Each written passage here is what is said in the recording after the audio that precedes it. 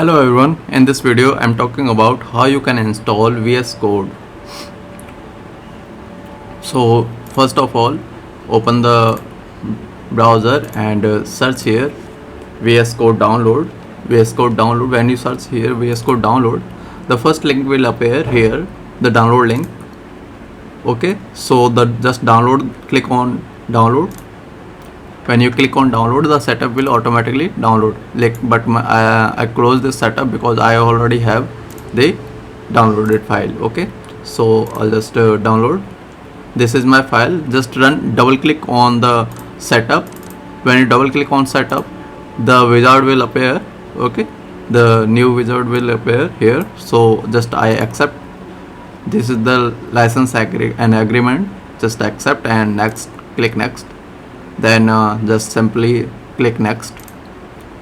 It will ask for the name and name of folder, so just click next because I use default. So if you want add an icon on your desktop, you can check it. I'll check it and I'll just click next. When you click next, it will show all the settings you have checked and click on install. Okay, so I click on install. It will take a little bit time, so just wait for some moment. So